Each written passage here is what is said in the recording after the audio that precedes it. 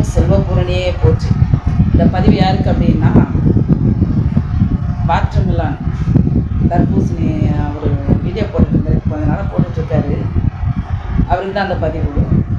ரோபா சங்கர் அண்ணாவுக்கு ஒரு வீடியோ போட்டிருந்தாரு. எப்பா அந்த தண்ணி பழம் திவாகரே நடிப்பு அரக்கன்னு சொல்லிட்டு ஒருத்தர் சுற்றிக்கிறேன், உங்களுக்கு தான் அந்த பதிவு. ஆமாம், எனது ரோபோ சங்கர் அண்ணே வந்து அவர் உயிரோடு இருக்கும்போது உங்கள்கிட்ட உங்களை வாழ்த்துறாரா, உங்கள் வீடியோலாம் பிடிக்கும், உங்களோட தீவிர ரசிகர்னு சொன்னாரா? இதெல்லாம் அண்ட புழுகு ஆகாச புழுவு, என்னத்தை போட்டு நான் சொல்ல எனக்கே தெரியலையாயோ.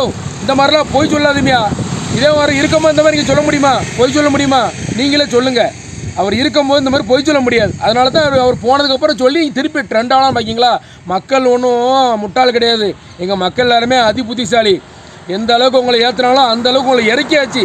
உங்கள் படமெல்லாம் முடிஞ்சு ரொம்ப நாள் ஆச்சியா. முதல்ல போய் அந்த பிசியோதெரபி பண்ணிவிட டாக்டரு அந்த வேலையை போய் பாரு. முதல்ல போய் சும்மா தேவையெல்லாம் பேசிட்டு இருக்காதியும்.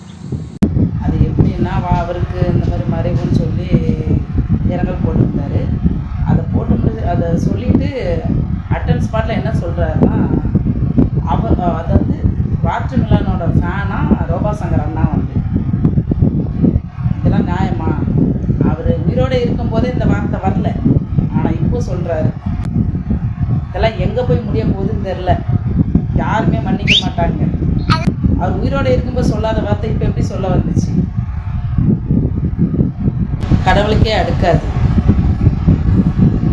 அவர் உயிரோடு இருக்கும்போது, ரோபா சங்கரனும் உயிரோடு இருக்கும்போதே அதை சொல்லாத மனுஷன் அவர் காலமானதுக்கப்புறம் இப்போ சொல்லி அதை வச்சு ஓரளவுக்கு மேலே வர்றதுக்கு என்ன பிளான்லாம் போடுறேன்.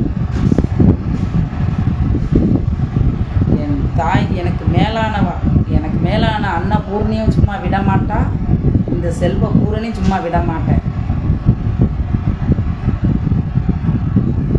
ஓம் செல்வபூரணியே